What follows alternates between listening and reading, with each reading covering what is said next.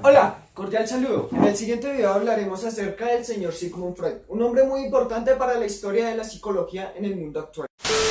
Este señor nació en el año de 1856. Sus padres eran de origen judío, pero en el siglo XIV o XV aproximadamente tuvieron que emigrar hacia el este debido a la persecución que se le daba a los judíos en aquella época. A la edad de los 4 años los llevaron a la ciudad de Viena, donde completó todos sus estudios. En 1873 comenzó a asistir a la universidad, pero no fue sino hasta 1881 cuando obtuvo su título universitario. Al año siguiente entró como aspirante en el Hospital General, pero muy prontamente fue aceptado como interno del mismo. Un dato muy importante es que pasó del estudio de la médula espinal un pez a estudiar el sistema nervioso humano, hasta que el señor Maynard lo invitó un día a dedicarse completamente al estudio de la anatomía del cerebro. Atraído por el nombre de Charcot, se propuso alcanzar el puesto de docente especialista en enfermedades nerviosas, para luego trasladarse a París para allí complementar sus estudios sobre la misma rama. Y fue así que en 1885 le fue concedido el título de docente en neuropatología. En sus libros dice que de todo lo que vivió con Charcot, lo que más le impresionó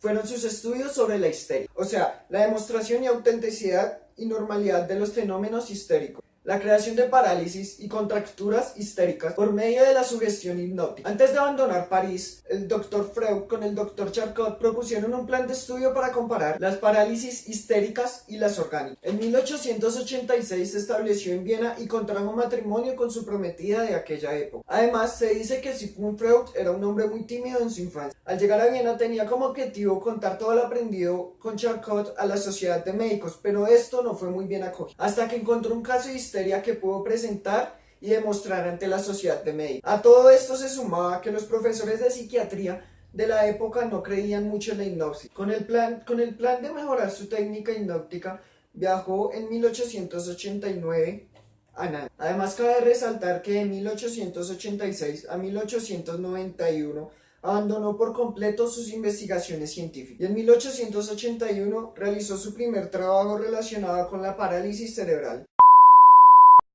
Desde un principio, Freud utilizó el hipnotismo con un fin distinto al de la sugestión hipnótica. Hallándose en el laboratorio de Burkett, conoció al doctor José Breuer, con el cual durante muchos años compartió todos los intereses científicos. Antes de viajar a París, Breuer le había comunicado al doctor Freud un caso de histeria tomado por él desde 1880 a 1882. Breuer le leyó varias veces fragmentos de la historia clínica de la paciente. La paciente de dicho caso era una mujer de aptitudes nada comunes. Cuando acudió a consulta con el Dr. Breuer tenía un cuadro de síntomas muy variado, que incluían parálisis, contracciones, inhibiciones y perturbación psíquica. Una observación mostró al doctor que dicha paciente podría ser liberada de estos síntomas. La solución se encontraba en la hipnosis, pero no fue sino hasta después de una larga y penosa labor que el Dr. Breuer consiguió liberar a la paciente de todos sus síntomas. Freud comenzó a repetir con sus pacientes las investigaciones del Dr. Breuer. Mannheim en 1889 reveló los límites eficaces de la sugestión hipnótica, pero pasaron muchos años sin que se hallara un caso de histeria. Entonces, Freud le propuso a Breuer publicar un trabajo en conjunto. En la teoría que en él se intenta elaborar trabajo en una medida cuya determinación no es hoy posible. Breuer dio el método del calificativo de catártico, pero este método catártico alcanzó excelentes resultados.